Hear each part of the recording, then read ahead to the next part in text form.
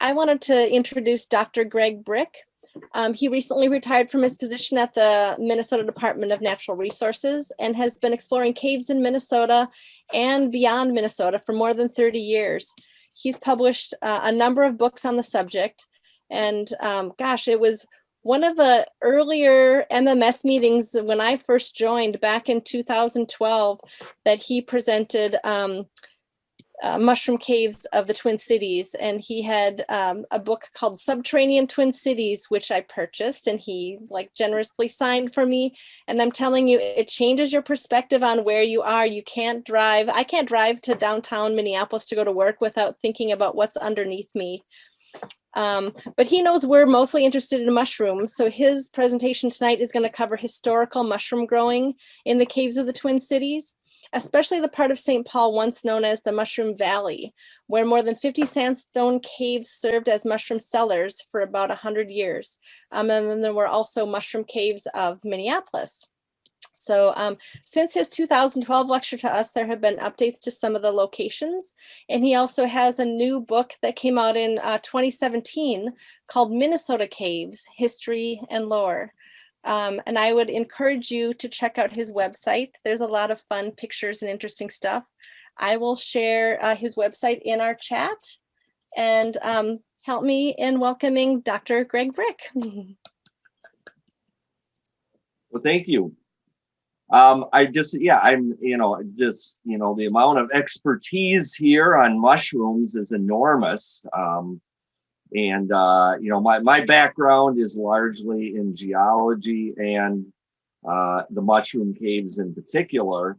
My only foray, forgive the pun, into mycology has been, I did a special study project under Dr. McLaughlin many years ago and took his course in cryptogamic botany. So, that's about the extent of my actual knowledge of that subject. As Kathy mentioned, I gave this talk in 2012, but again, there are, since then, the local kids, for lack of a better name, have been very busy in their digging, as I'll point out. And and they have dug open a number of long closed mushroom caves in the Twin Cities. And just within the past few years, including the largest one. And so I'll say a few words about that and what's in those caves and the dangers of them and that sort of thing. I'm going to switch to my presentation at this point. And so it's not only mushroom caves, but some other fungal phenomena associated with mushroom caves that are like beer, the brewing of beer that's dependent on yeast, which is an ascomycete, and cheese ripening, blue cheese that involves Penicillium roqueforti. So we got a lot of fungal action going on in the caves around here. Last time I started off with a little talk about the history of mushroom caves. And I'm going to do that, but this time I can add on the prehistory of mushroom caves. There's a very good article in the Journal of Mushroom Growing, and also a longer, more technical one in the Journal Economic Botany that talks about some rock art was in the Spanish caves. Some prehistoric rock art was discovered not all that long ago, in which their mushrooms have been identified. And you can see this image here, the various, they've, try to copy that. And the funny thing is, if you were actually at this cave, you probably wouldn't notice this at all, because there are, these huge images of bulls and, wild animal, that's like really exciting stuff. And it's kind of odd. You really have to think of it. You really have to know something about mushrooms to look down there. And hey, aren't those mushrooms down at the bottom there? Is it, at the bottom of the picture, the panel down there? So I found that kind of interesting. As far as the human history, the actual recorded history of mushroom caves go, or all the mushrooms, of course, they were one of those foods that were considered, a delicacy by the Greeks and Romans. And of course, the Romans called them the food of the gods, and apparently Nero used mushrooms to poison one of his rivals. So you don't want to pick, you only want to pick edible mushrooms except on certain occasions when you might have a reason to pick non-edible ones. And Nero certainly must have known which mushrooms to pick here, because the person concerned was indeed later ironically turned into a god. That is, he died from mushroom poisoning. And that was just another one of Nero's infamous deeds, along with fiddling while Rome burned. But of course, in the Far East, in the Orient, mushroom cultivation has a long history. The Greeks and Romans, they didn't cultivate mushrooms per se. I mean, they just collected mushrooms that they found in the woods and meadows. But in the Orient, I guess they have, that's where the actual cultivated mushrooms begins. In China with the wood ear, Auricularia auricula, and of course shiitake in Japan. In the West, however, it wasn't until comparatively later, about 1650 AD, that they began growing mushrooms in the cultivated mushrooms in caves. And in this photo here, in this engraving here, it shows mushrooms being grown in the catacombs under the city of Paris. Now, when we talk of catacombs, you frequently think of, the ones that are all filled with bones and all that. That came much later. The catacombs originally, they were nothing more than subterranean limestone quarries. Like Notre Dame Cathedral and many other buildings in Paris are made out of where'd they get that limestone to build Notre Dame? They got it right here out of these subterranean quarries. And then all this space, they found they could grow mushrooms down there. Like I said, that was, historically, that's kind of a comparatively late development in 1650. And here's some photos from the 1800s showing them the ridge beds, as they were called, down in the catacombs. And here's just another woodcut showing the various operations of a French mushroom cave. This is an interesting image. This shows a French mushroom cave, and it shows two different things going on at the same time. They are enlarging this subterranean quarry. They're excavating along the perimeter wall, and making this room larger. But they're also growing mushrooms in there, and the mushroom beds kind of follow. So you have as it were, a mining frontier at the edge of the cave as the cave gets larger. And then you have this mushroom growing frontier kind of following it out. And I put this in,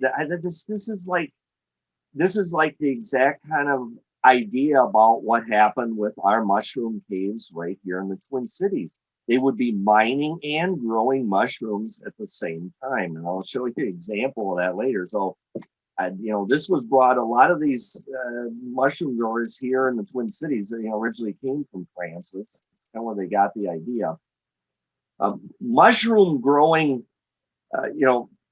growing cultivated mushrooms in the United States didn't actually begin. The earliest record is 1865 with the Mammoth Cave Mushroom Company in Kentucky.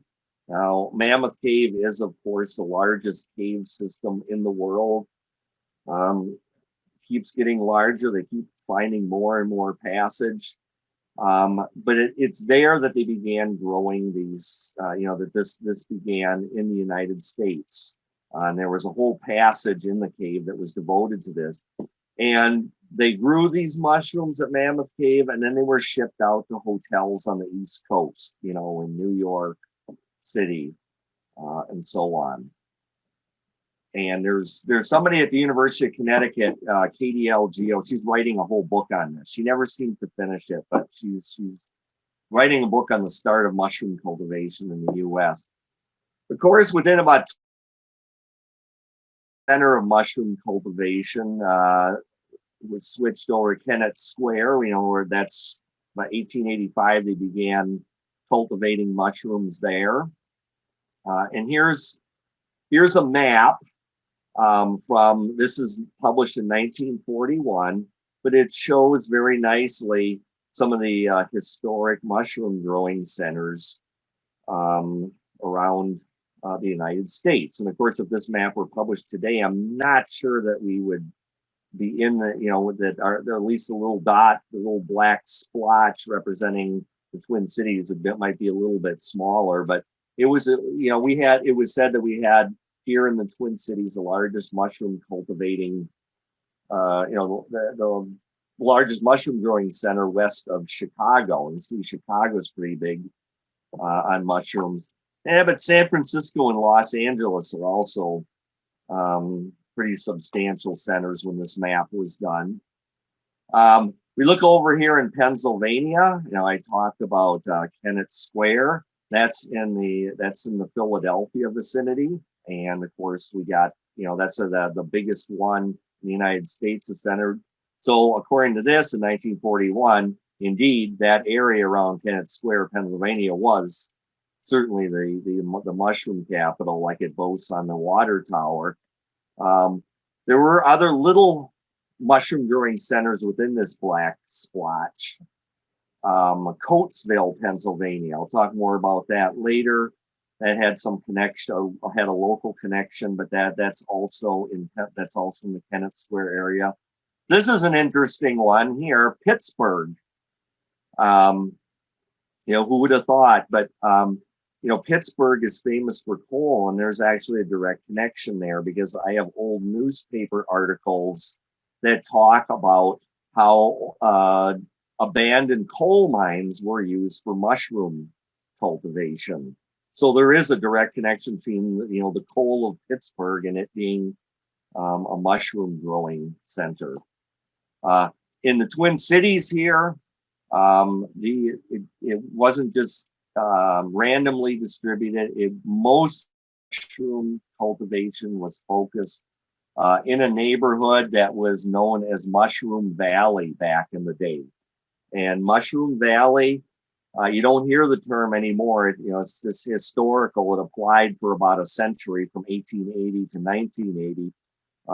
But it is basically the part of St. Paul and West St. Paul. It runs from about South Wabasha, which is right across from City Hall on the other side of the river, from about South Wabasha down along Plato Boulevard, and then under the Smith Avenue High Bridge, and then running down to Joy Street, which is just an unimproved road running through the woods in one of the Harriet Island, Lilydale Regional Park. So that's where that's what Mushroom Valley is, where it is. It's obviously just one half of a valley because it was only on one side of the river, largely. This image here this is the Becker Sand and Mushroom Company Cave. And I love that term, sand and mushroom, because this name perfectly picks out the two things that they are doing here. These caves were not dug originally for mushroom growing. They didn't say, hey, let's dig a cave for growing a mushroom. What happened was that they were these mines that were dug out for sand. And sand, of course, is used in the manufacture glass, of foundry sand. It's mixed in with mortar, so on. So it has many uses. And so once they were done, digging all the sand out for their purpose, it was only a little while later that somebody who was familiar with mushroom growing underground said, hey, why don't we, these caves, we put another use of them. At the Becker Cave, and this was by far and away the largest mushroom cave in the Twin Cities. This one, like I said, has that old French method that I pointed out of mining and mushroom growing was going on at the same time. They were digging sand out of this cave and enlarging its boundaries at the same time that mushrooms were being grown in other passages where they weren't mining anymore. So it's a very interesting parallel. These caves were so vast that they were compared to medieval cathedrals. And if you want to, what I need to do is this image, they were very grand entrances. This would have been along Water Street, approximately under the High Bridge. And what I should do is I should put a side by side of this image with what it looks like today. It's basically all you see is a sand slope with trees growing on it. The city has made so many attempts to close these. Here's a map of the Becker Sand and Mushroom Company cave. And like I said, I believe it's 2.5 kilometers of passages here. Most of these mushroom caves were mapped in the early 1960s in the wake of the Cuban Missile Crisis. And if you're old enough to remember, like I am, like you have these little, I remember when I was a kid, there are all these little booklets around the house, which I found quite fascinating, like how to, make these shelters in your backyard. And, they were getting all the partitions and, and so on. And the city actually commissioned TKDA, a well-known architectural firm still with us, to go around map all these caves. And so these are the only maps we have, basically. And they mapped the caves to try to figure out how many people they could fit in there in the event of a nuclear holocaust. And so these were not blast shelters per se, so much as fallout shelters. So hopefully the blast didn't kill you, and then you can, that would kind of ring the bell, and hey, I got to go in the cave now to avoid the fallout that's coming now after the blast. And then you could go in here. And in Louisville, Kentucky, they have one of these, an old limestone mine that they actually have dummies and mock-ups of people around campfires. It's a really interesting place. But anyway, so they just tried to figure out how many people would fit in these old mushroom caves. And I guess where better to go if you see a mushroom cloud on the horizon than into a mushroom cave. Huh? Well, that was awful. Anyway, so these caves, they were, I said they still exist today. Just a week ago, I took this photograph in Cherokee Heights Park in West St. Paul. It looks like this is an ordinary hole in the snow. You realize this is the rear ventilation shaft for the Becker Sand and Mushroom Company cave that I just showed you. And look how high up we are. This must be a hole. There's a 300-foot elevation difference between here and the river level. So this must be a 300-foot hole that they drilled. And ventilation and there's so many, I hear people again and again, through the years, I've heard them say, well, why don't we start up the old mushroom caves and stuff? There are so many little artisanal secrets, we might call them, connected with mushroom growing in caves, that it would be easy to think you're doing everything right and have a failed crop every time. And this is one of them.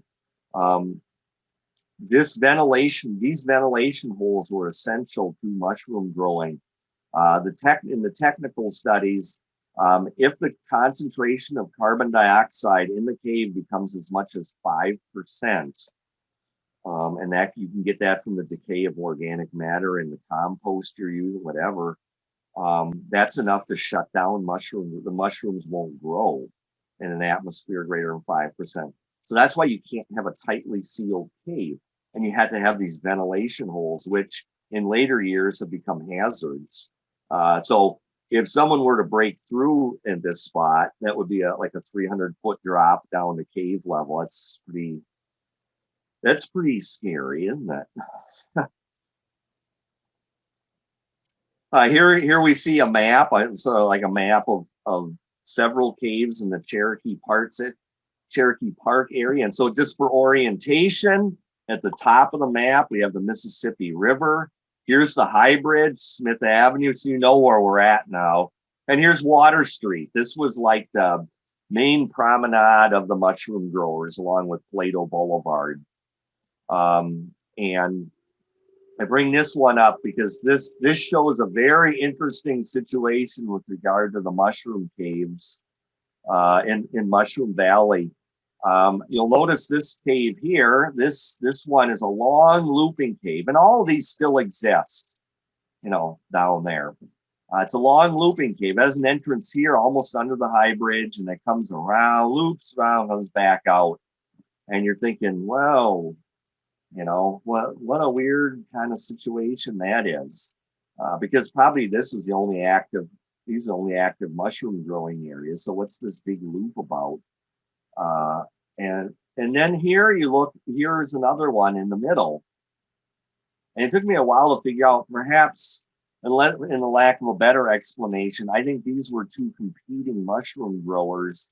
And this guy was basically cutting this dude off because he could have two entrances and loop around. Now, see, this guy's cave can't grow that much. It's, he can't, what I'm trying to say is he doesn't have that much cave to expand to, because it's limited now by this other guy who's kind of like, cut all the way around him, so to speak.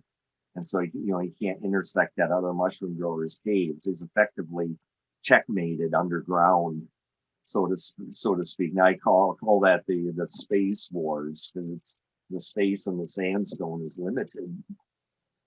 But of course, when the mushroom growers were forced by the city, the decision was made to create Harriet Island Lilydale Regional Park in the 70s, and they decided these last remaining mushroom growers, they wanted to push them out. And so they were pushed out by 1980, and it was shortly thereafter that we started hearing about teenagers getting killed in these old mushroom caves. You never heard about that before because the caves were in active use. No teenager is going to go exploring in the active. I mean, you're going to, there's some guy there, he's locked the door. But once they're abandoned, now they're all open. And so that's when Mushroom Valley became Death Valley, so to speak. And we began having these accidents. And this is one of the first ones to occur, first really nasty one that appears about this guy in 1984. He went to the old Altendorfer caves. So, there were several nationalities and ethnicities involved with mushroom growing. First, there was the French, the layman, the Mouchenots. And then there were some Germans who came in, the Laymans. They're still around, and still do a much pickled. They deal in pickled mushrooms nowadays. They don't grow them in the Twin Cities. But another family was the Altendorfers, and that's whom this cave belonged to. And just the other day I was out and I found it says in this article, if you continue with the coverage of this cave accident in 1984, what the city did is they tried to pound in the roof of this cave. They drove, front end loaders up there and bashed the ceiling in of this mushroom cave. and it all looked well and good. But over time, the kids eventually found like a side door to the cave, and they are here. This young lady sent me this very charming photograph recently. And look at this elaborate carvings that they do. I mean, these are really artistic. You know, the carvings in the soft sandstone, and you can see that the entrance is wide open for people to go in there. When you go in there, I've been in there. The cave is indeed crushed down. Most of the passages are gone, but you can get into some of the old rooms in there and kind of look around. I wrote an article about this back in 2003. By the way, I'd be happy to send a PDF of this to anyone, just several pages long, about the birth, growth, and death of the mushroom industry in Mushroom Valley. And on the cover of this particular issue of the Journal of Spelean History, and Spelean means cave. So this is the Journal of Cave History. It's been around since the 60s, and I'm just the most recent editor. But it shows you in this 1923 cartoon the sort of things that, mushroom growing wasn't all just, it wasn't all fun and games. They had a lot of mushroom pests to deal with. And here you show a cartoon version, a very angry mushroom grower trying to deal with some of these pests that afflict his crop of mushrooms. So what you've seen here up to this point are the old floor bed method of growing mushrooms, which is, completely gone out of style. But so this is from a publication about year 1900 showing a sandstone cave in St. Paul. And, just showing you see the ghostly blossoms of the mushrooms there, and a little path along which the mushroom grower tiptoe. Want to have it as narrow as possible so you get more room for growing things. So the basic idea here was you would bring in the horse manure, and this is one of the reasons we don't have there is no Mushroom Valley anymore.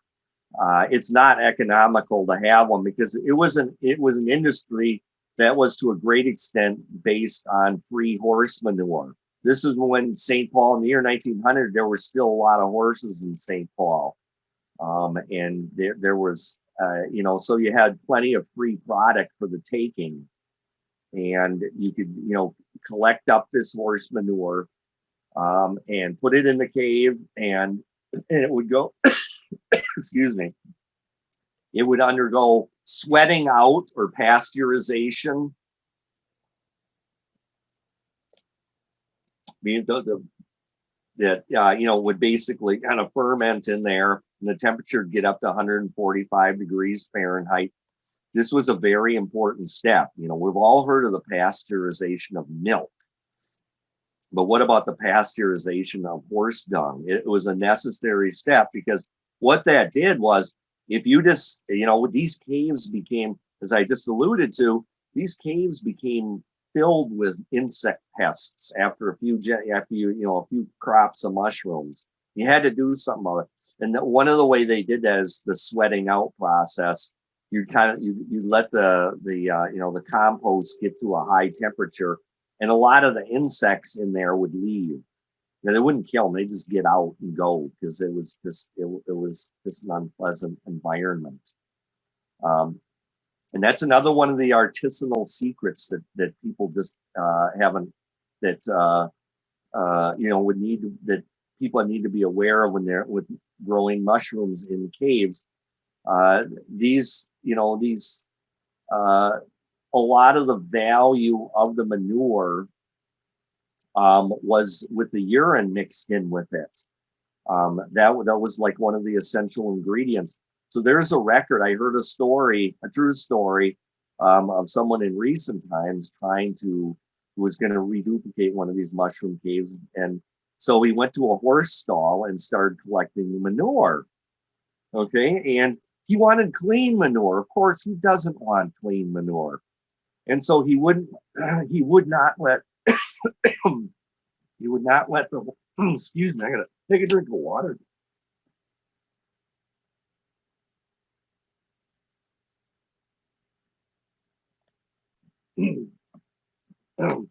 So he would not let the horses um, he would not let the horses mix their straw and urine in with the manure because he wanted clean manure, and he didn't get any mushrooms because those are essential. You need that straw and the other icky things to actually make a viable compost. And then you would put the spawn in there, the brick spawn usually, and grow your crop of mushrooms. I'll just say a few words like about this particular mushroom, of course, is Agaricus bisporus. Um, there's much wringing of hands and much ink has been spilt over the question of why did some dummy back in the Middle Ages, almost like back in the 1600s, pick this particular mushroom for mushroom growing because it is there's a lot of mushroom gourmets have pointed out the ordinary cultivated mushroom is it's pretty bland. It doesn't have a huge amount of flavor to it like some other mushrooms do, and so it's just kind of like somebody picked the wrong mushroom to cultivate in Western civilization. Now I don't have no opinion on either side there, but just to point out that kind of historical problem. Here's some of the insect pests I mentioned. Right? You have there the infamous mushroom springtail on the upper left-hand corner there. These would grow, like I said, if you did not take precautions, if you as a mushroom grower did not take precautions, you could have these insects build up to enormous population sizes to the point where they would, as one mushroom grower said, that they cover the mushrooms like, looks like there's gunpowder. And there's these little springtails insects. They're just like so many of them. On the upper right-hand corner here, you have a mite, and see the damage it's doing to a mushroom. We have a number of different kinds of mushroom flies that also took a toll on the mushroom crop, and I showed an image of that. You have to understand the flies themselves really had nothing to do with it. It was the maggots that were doing all the damage. So the fly maggots, they would dig through the mushrooms and create all this, it would make it basically unsaleable. And that's another reason why I should point that out too. I've gotten the question, why should we grow mushrooms underground at all? I mean, isn't there plenty of surface land around? And is that, and you can grow these mushrooms on the surface. The problem, there's some things to say about that. However, when the mushrooms grow in the cool of a cave, around here, that would be about 52 degrees Fahrenheit. When they grow in the cool of a cave, they grow slower, and so the flesh is firmer. And that's a much desired thing among connoisseurs of mushrooms. They want, when you bite into a mushroom, it has a certain texture. And if you grow them on the surface, kind of hothouse style, oftentimes they're kind of loose and, kind of loose flesh, and it's not really ideal. Another thing is freedom. You can at least lessen the number of parasites. When you grow mushrooms in caves, you don't have to weed it, because there are no chlorophyll bearing organisms underground to compete with your crop.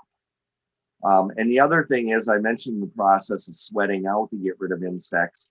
Another way of kind of tamping down the insect population in the cave is if you keep it cool. Okay, because if you keep it cool, the insect's not really what they want. They would prefer it to be a little bit warmer. So those are some of the reasons mushrooms are growing underground, just to answer a very obvious question. Well, of course, 1900, all the mushroom caves were based on the floor bed method. But by the 1930s, we start meeting the tray system, which is, what we have today, where, it looks like a library shelf, but, all the shelves are covered with mushrooms. And in some of the more mechanized mushroom caves, and as we call them, above ground cinder block structures, caves anyway, so keep calling them mushroom caves, even though they're above ground. In some of these now, of course, the mushrooms are growing just on a conveyor belt. And then you don't have to, why waste time picking these dumb things? What about when the mushrooms are all the right size? You push a button, the conveyor belt goes whoop, and then they all just, always kind of spin down into a, come and get knocked off into, a container. And so it's been pretty mechanized some places. Okay, so the tray system was one of the ways that inside these caves that, we see the advancing technology. Now, but another huge one was pure spawn, pure culture spawn. That's enormous. And this they began investigating in the Pasteur Institute in France from 1890 onward. Now, before, when you inoculated your beds, your mushroom beds, you had what was called brick spawn. It was just like this chunk, looks like a chunk of turf. You'd slap it down in there. And, it had all kinds of other things in there, so it wasn't, terribly pure. And it was thought that, hey, why are we doing this? Why are we introducing all these other kinds of weeds in with our, when we go to seed, that when we go into to seed these caves, grow much, why are we having all this other stuff in there? It's like going to seed your lawn and having like all kinds of other weed species seeds mixed in with the bag. You don't want that. And so the idea of cultivating mushrooms grow from spores, okay? And the idea of cultivating a mushroom from a single spore is an easy concept to think about. Excuse me, but it wasn't until 1890 that they actually accomplished that feat. Excuse me, this is the.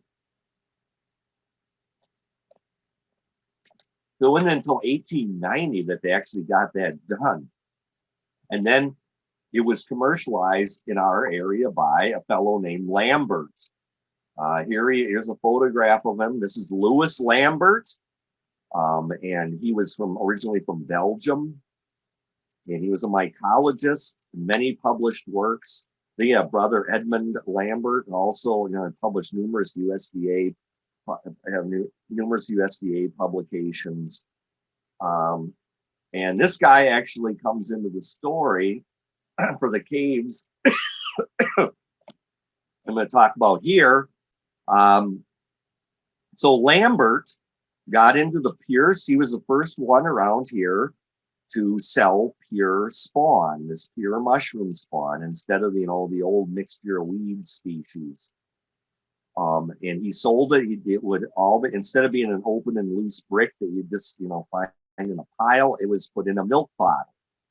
So if you can keep milk, comparatively uncontaminated for a few days, you can keep this spawn in the milk bottle until you need it. And so he had in what we now call Swede Hollow in St. Paul. So it kind of moved over. We're not in Mushroom Valley. Lambert did most of his work in Swede Hollow. Okay. So it's just kind of, a little bit further away.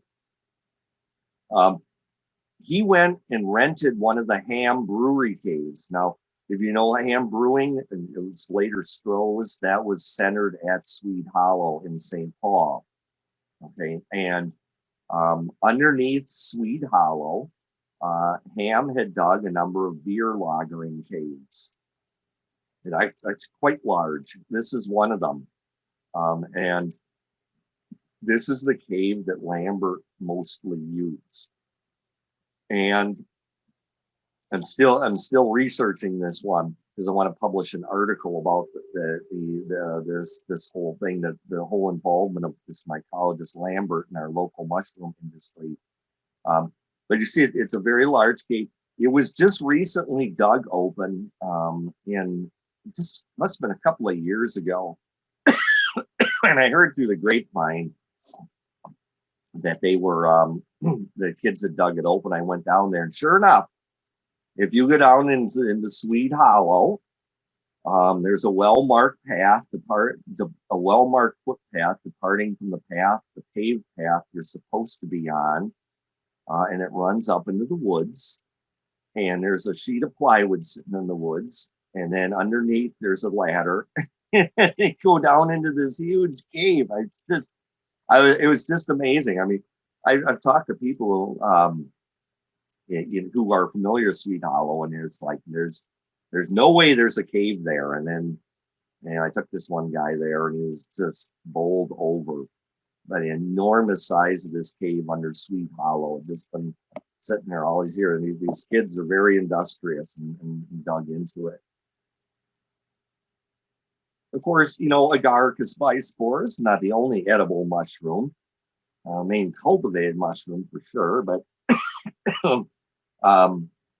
we also have the parasol mushroom, Lepiota, Lepiota procera, and you can see here this young lady on the left enjoying these delightful mushrooms. But what really struck me is that when I saw this photograph was that I had seen this before in the Twin Cities. And on the right-hand side of this image, I have a photo that I took in Banholzer Cave. And I see Dr. Salomon is with us. And I'm not sure if I took that photo that night when we went there to look for get samples of cave sediment for the, possible, for looking at for their possible antifungal properties. But you can see these parasol mushrooms are very large, almost as large as that clipboard there. You can partially see. But what dumbfounds me about this whole thing is that the Banholzer Cave has been abandoned for a century. And why on earth are these mushrooms still growing there? It is known for a fact from the newspaper clippings that Lambert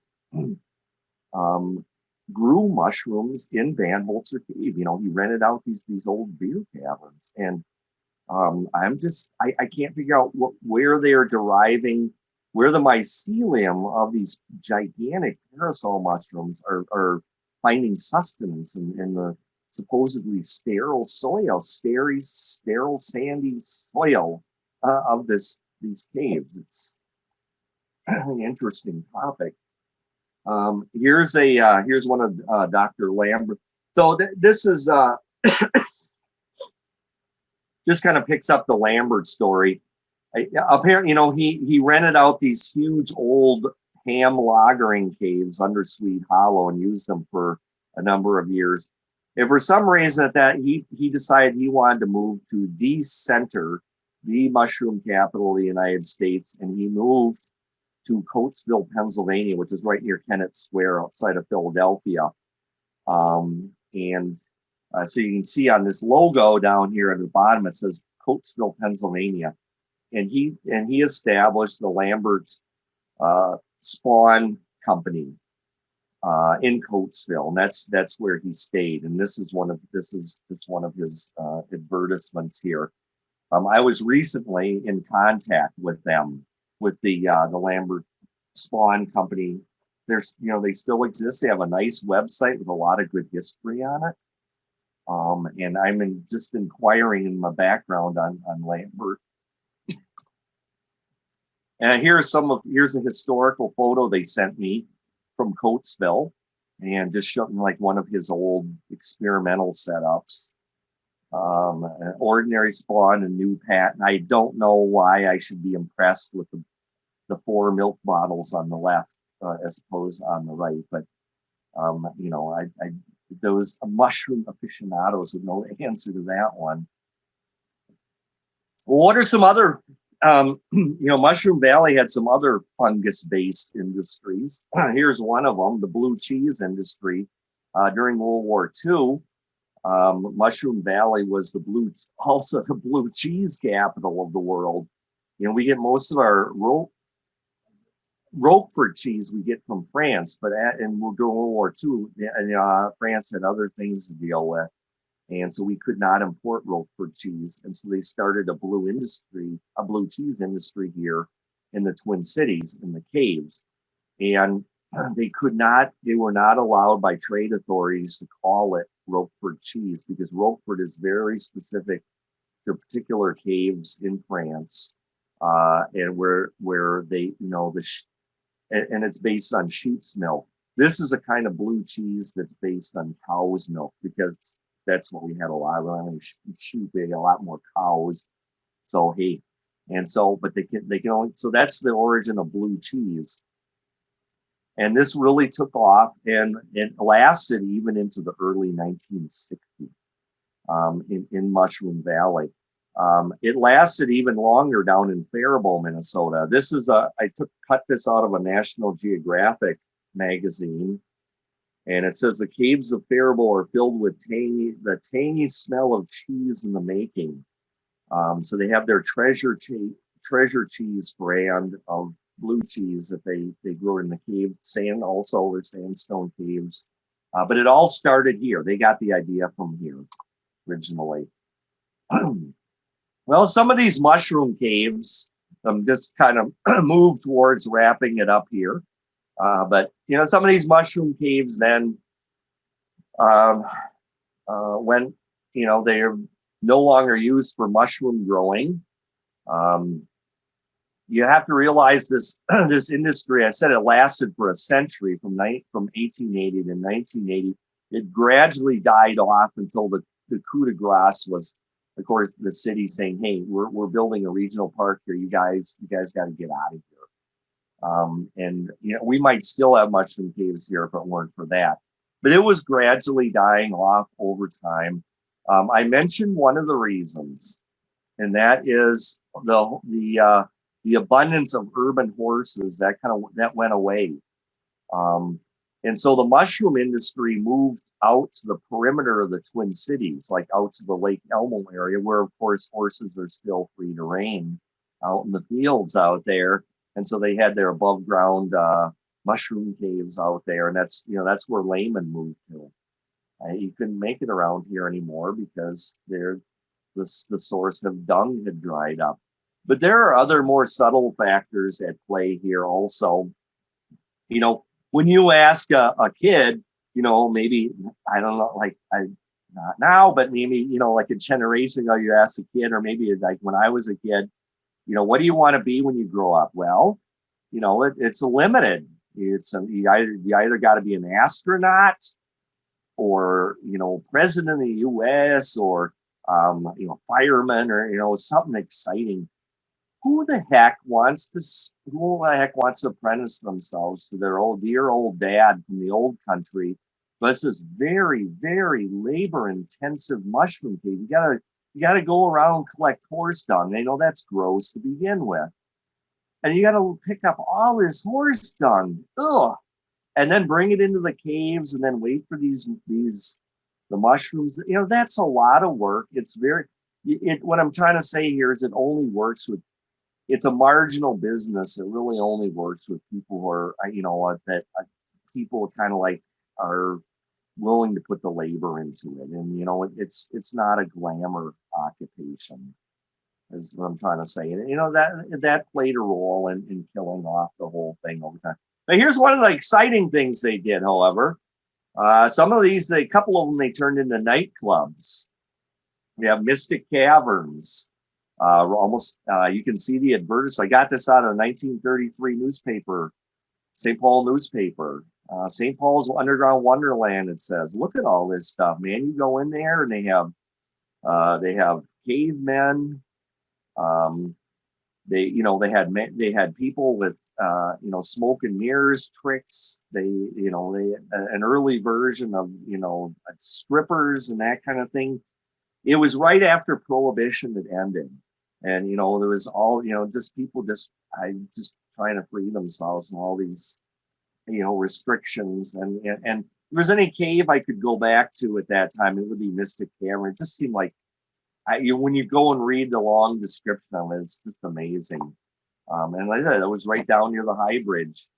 Wabasha Street Caves. You might know about this one because this is still in, and this is still an active. This was originally the Lehman Mushroom Company cave, with half a dozen parallel passages in there, and they also grew blue cheese in there for a while. Unfortunately, the Wabasha Street Caves, as I understand, has pretty much been killed off by COVID.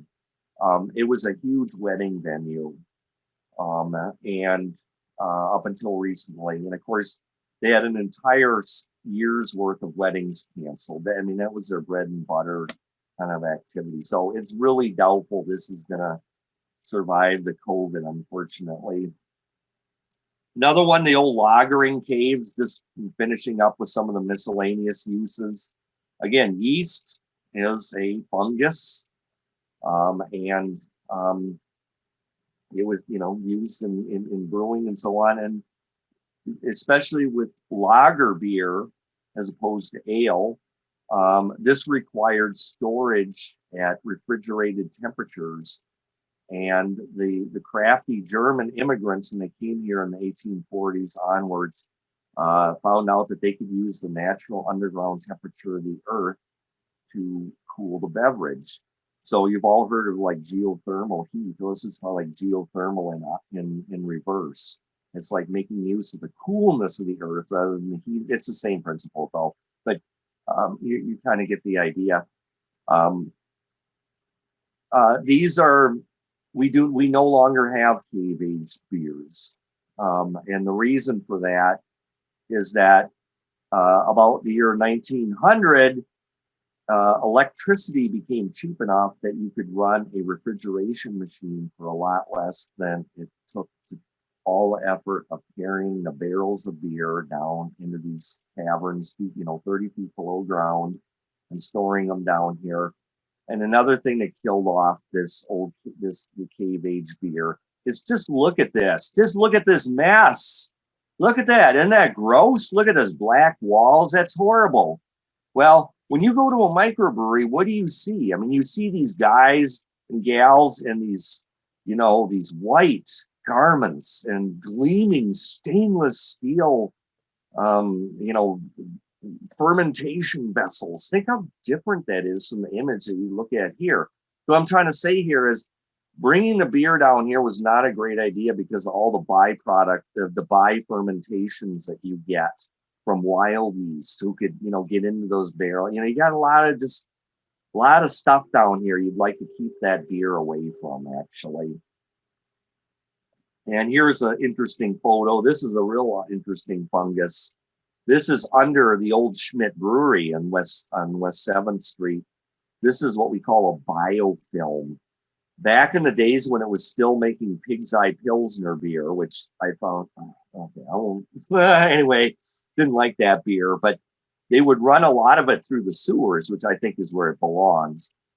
And this actually, there was actually the fungi and bacteria down in the sewers, in the sanitary sewers underneath the Schmidt Brewery, actually lived on that waste beer.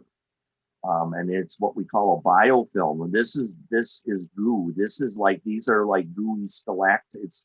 And the smell, I mean, imagine like putting beer in a tunnel in summer and just waiting weeks and weeks. What odor would you get? Well, that is what this smelled like. It was really, really bad. And these are basically fungal filaments that are kind of like hanging from the ceiling, like stalactites. And here's a friend of mine walking through there nonchalantly in a trash bag. And then I'll just finish up with getting to 8 o'clock here. This is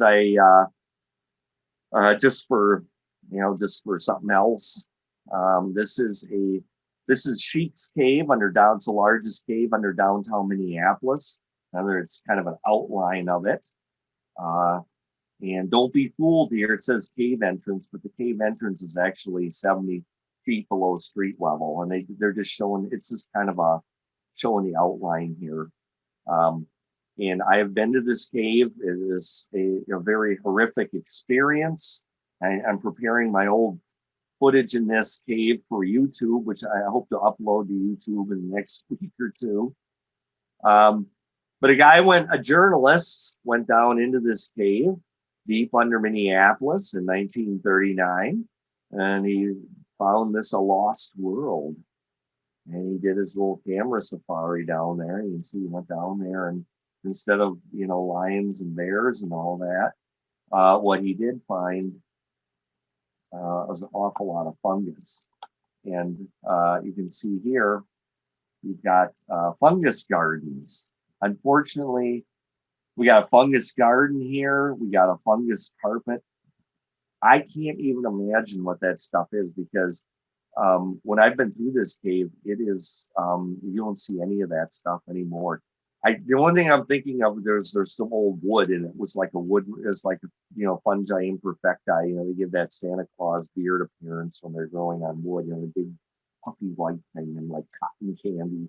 And that's about the only thing I can think that was all that was about. Some photos from inside there. This incidentally is not a cave to mess with. You see some debris here. This is actually, we're 75 feet below street level here. And during very heavy storms in Minneapolis, like a real belly washer in downtown Minneapolis, the water will flood this cave to the ceiling, bring a lot of debris in here. And it's kind of scary. It's not really where you want to be with when you're it's not really where you want to be during a rainstorm, real heavy rainstorm. I should say, just to top it off, since we're talking about Minneapolis, there were a few mushroom caves in Minneapolis. The best known mushroom cave in Minneapolis is absolutely nothing like St. Paul. But there was a specialized mushroom growing operation called the Prakana Mushroom Caves under the north end of Nicollet Island. And those caves are still there. But that's the only one I'm aware of. St. Paul has got the lion's share of mushroom caves in the Twin Cities. And so I guess this is where I will leave it, for questions. And these are 4 of my books. The mushroom caves are covered in a special chapter in Subterranean Twin Cities. My other Minnesota caves also talk about them. They're all linked at my website, drgregbrick.com.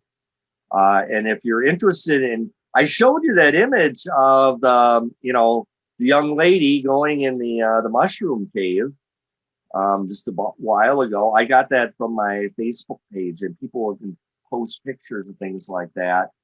It's not a page. It's a Facebook group, and so you can join this. And it's been around for several years now, and has about 500 members. And it's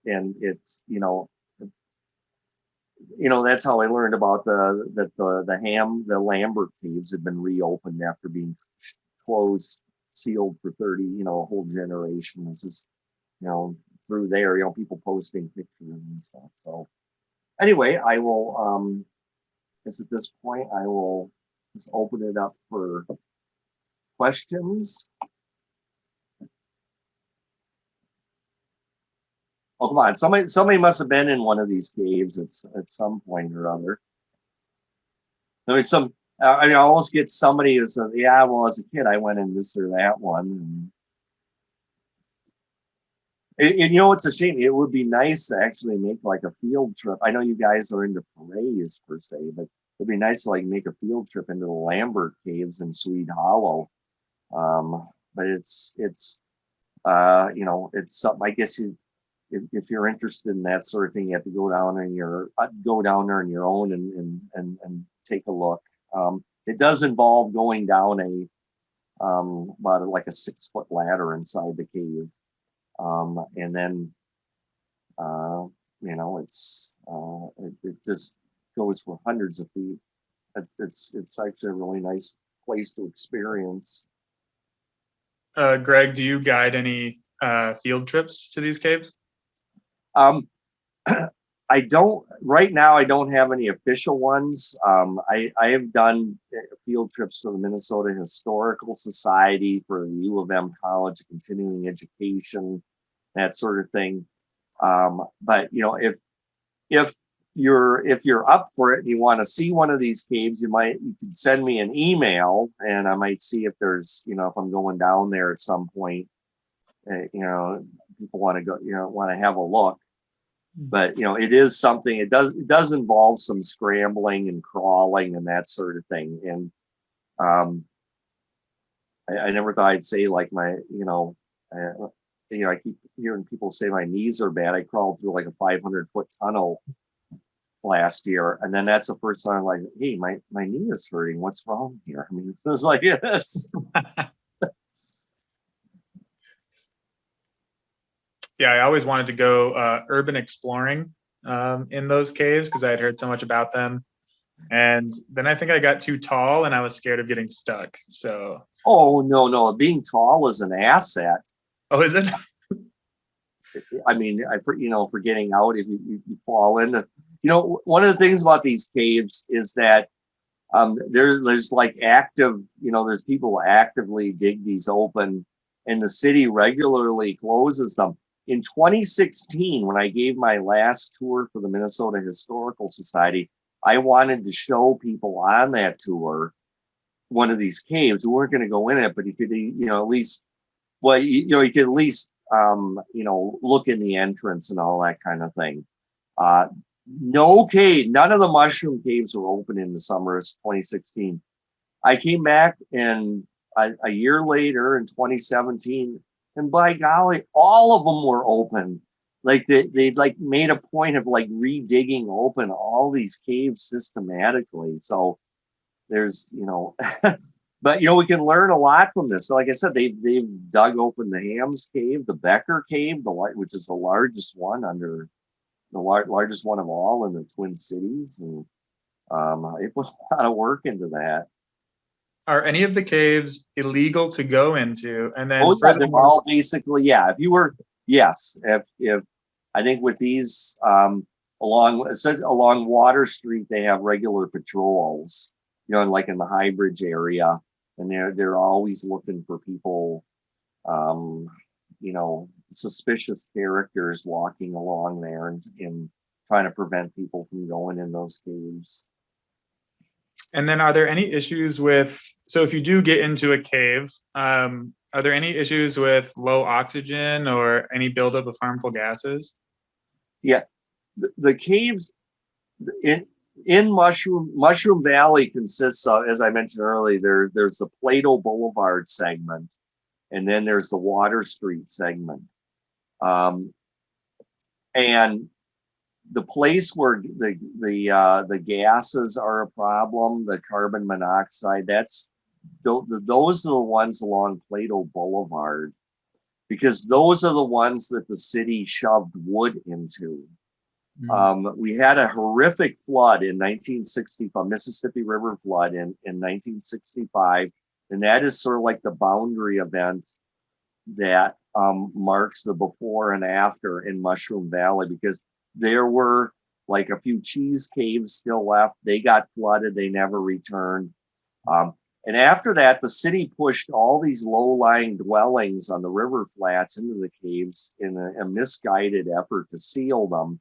And then thereafter, you know, teenagers would go in there. You spend a lot of time in these caves and you start getting chilly. So what do? Oh, there's all this wood here. Let's start a fire.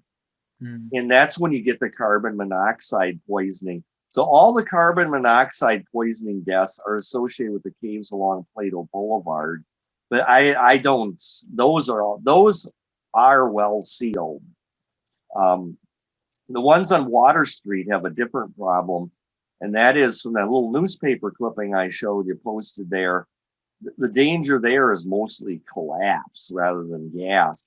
But even with the collapse, it's because somebody did something to the cave. Somebody, you know, they were playing a boom box, or they were, you know, they did something usually they did something to cause the cave to collapse on top of them. but like I said, I'm still around, and I've been in these caves many times. So um, um, so yeah, I can't I can't lead official tours through those.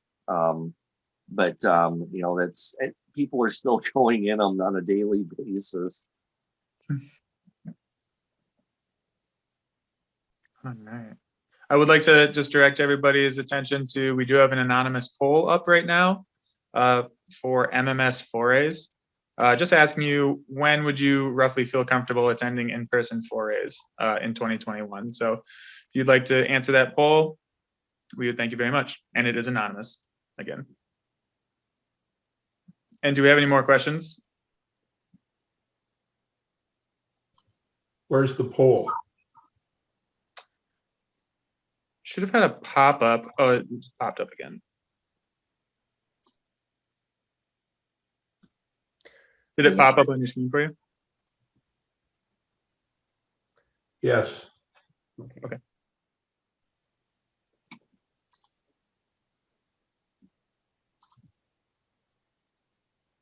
Oh, I guess I have a question as well. For Lilydale Park, Greg.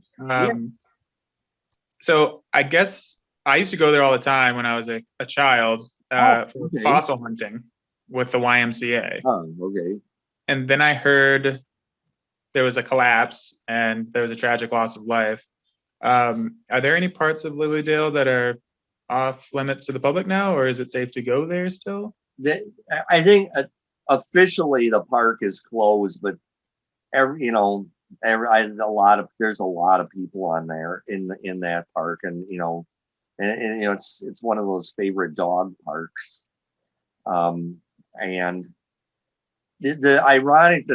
from my perspective, the scary thing is that the best fossil hunting is actually the most unstable faces in the clay pits where these accidents occurred.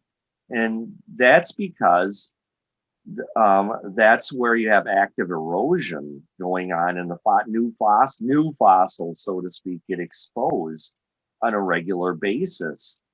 What they do, and you go into that Lilydale Park, they have a sign there that says fossil hunting, and there's like a pile of the green Decorah shale, which is highly fossiliferous usually, and but it's so picked over that you're not going to find many fossils in it. And the real place that you need to go for the fossils is the place where the cliff is practically falling down. And unfortunately, I'm just scared now because that event that you're talking about took place in 2013, I believe. And just the year before, I had taken a class from the U of M into the clay pits, and I said, don't bother with that gunk there. Where the city is left for us. We're going to go where you can really find the fun. We went up to the active face, and I could have had a collapse on me or one of my students. I didn't realize. So I won't do that again. I didn't realize just how active that was. Just come down on you at any moment. So that part, that's really kind of scary, but it's, so far as I'm aware, it's wide. Nobody's going to bother. I've walked through there, if the park is supposed to be closed, or at least they won't grant you a permit to fossil collect. I know that for sure, but nobody's being cited or anything for going in that park. What's the coolest fossil you ever found there?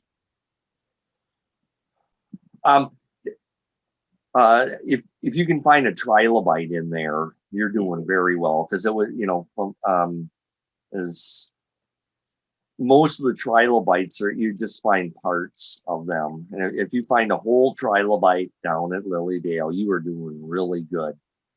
I've had just recently, they were this past winter, they were you've heard of the Ford site in Highland Park. They were gouging out a lot of Platteville limestone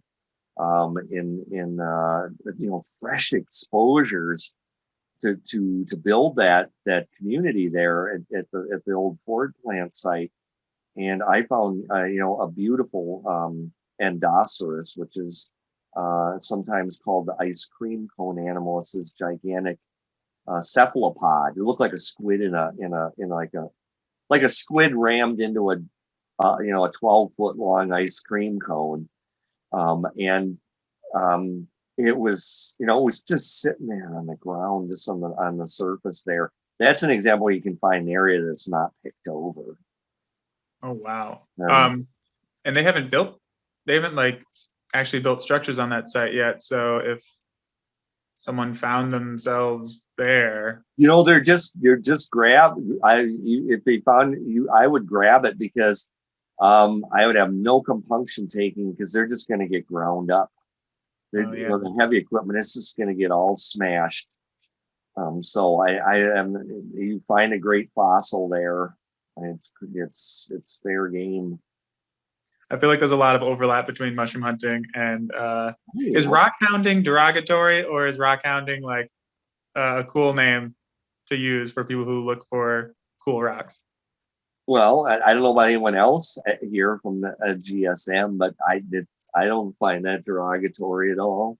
Okay, cool. I just didn't know, because I've always heard it called rock hounding, but I think this is actually the most geologists I've ever been around. So.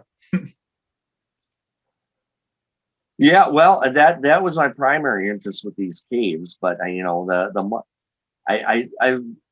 gotten into this. What I really want to do is write like a big mushroom history of the Twin Cities. So the mushroom caves, that is, and I'm still collecting information for that.